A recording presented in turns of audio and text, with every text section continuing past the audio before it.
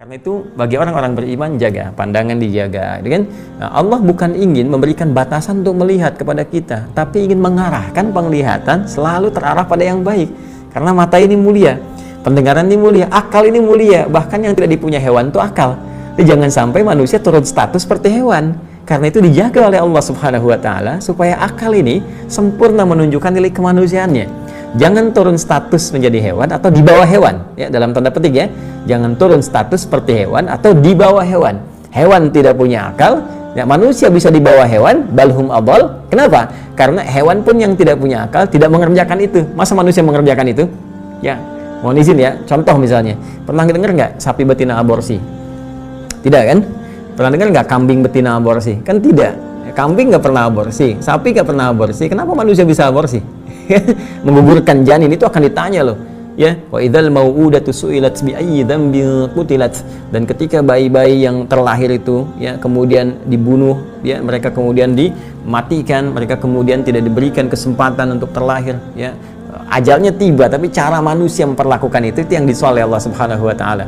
Ya, apa yang terjadi? Bi ayyi dzambin qutilat, mereka kemudian akan ditanya di akhirat nanti sampai mereka berkata, mengadu kepada Allah Subhanahu Wa Taala, ya Allah, dosa apa sampai perempuan ini membunuh saya? Dosa apa sampai laki-laki ini kemudian membunuh saya?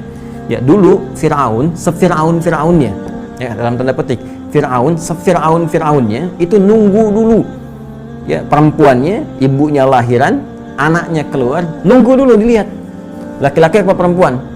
Kalau perempuan masih sempat dia bebaskan, laki-laki dieksekusi. Itu ada di Quran, misalnya surah kedua ayat 49. Nanti kalau sampai ke sana kita bahas lebih dalam. Wa idz najjaynakum min ali fir'auna yasumunakum su'al 'adzab yudzabbihuna abna'akum wa yastahyuna nisa'akum.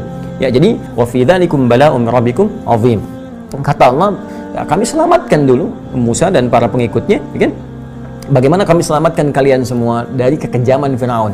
Itu kalau su'al azab itu kalau ada siksaan yang keji, ini yang keji kata Allah tuh, yang paling keji itu ini, ya, perempuannya sedang hamil mengandung, kemudian diintai, diawasi, ya, dan didampingi oleh algojo, ketika lahir kemudian perempuan dia bebaskan, kalau laki-laki dia sembelih di hadapan ibu yang baru melahirkannya. Itu disebut oleh Al-Quran sebagai siksa yang paling keji. Nah, manusia sekarang perhatikan baik-baik, ini sangat jauh dari Firaun.